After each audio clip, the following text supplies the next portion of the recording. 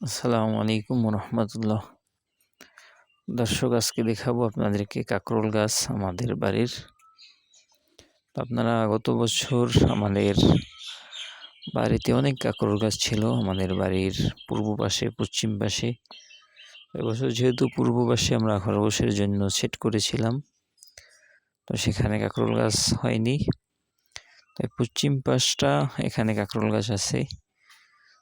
তো এখানে গত বছর কাঁকরোল খুব কম হয়েছিল, গাছ হয়েছিল অনেক মাচা দিয়ে দেওয়ার পরে, কিন্তু ফলন হয়নি একেবারে বললেই চলে। এবছরও সেখান থেকেই গাছ হয়েছে। তো হওয়ার পরে আমার ধারণা ছিল যে এবছর এখানে ফলন আসবে না হয়তো, তারপরেও গাছ পাওয়ার জন্য এখানে আমি ব্যবস্থা করে দিয়েছি। দেখলাম যে না, এবছর এখানে আলহামদুলিল্লাহ আল্লাহ তাআলার রহমতে অনেক অনেক ফলন আসছে।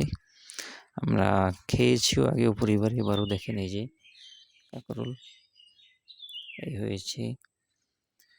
এরপরে ওই পাশটায় গিয়ে আপনারা দেখতে পারবেন আলহামদুলিল্লাহ অনেক, যেটা আমার ধারণার বাহিরে। এই জন্য আল্লাহ তাআলার শুকরিয়া আদায় করছি। এই যে দেখেন,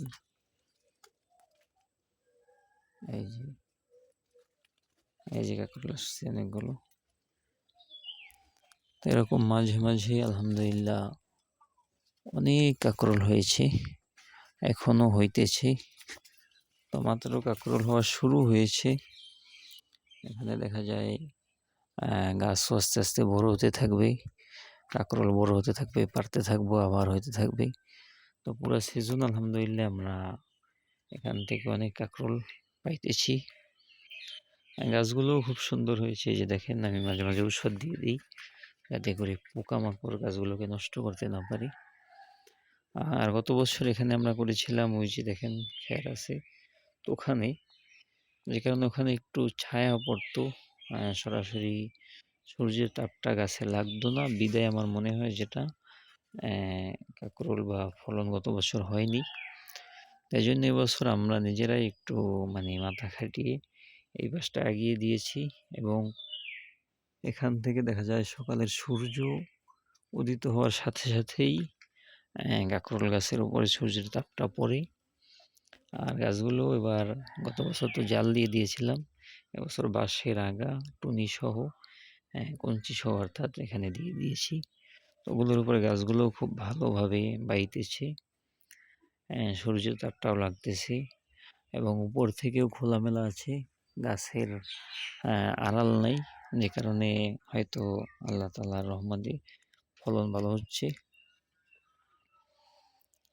আলহামদুলিল্লাহ আমাদের যদিও পূর্ব পাশের কাঁকরোল গাছগুলোতে কাঁকরোল বেশি হতো, কিন্তু এবছর আলহামদুলিল্লাহ ওই পূর্ব পাশের কাঁকরোলের নেই, এখানেও খুব ভালো ফলন হচ্ছে।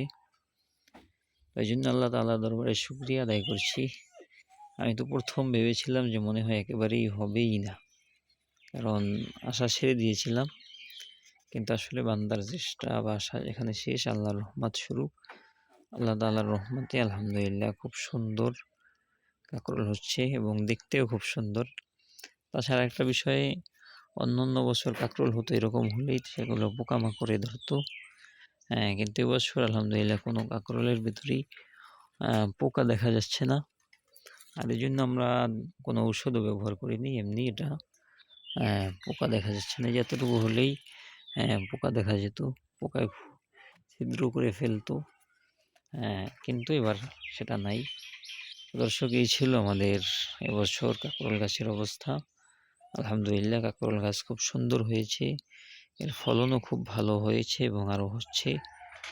দর্শক, আপনারা দোয়া করবেন যাতে আল্লাহ তাআলা আমাদের সব কিছুর মধ্যে বরকত দান করে।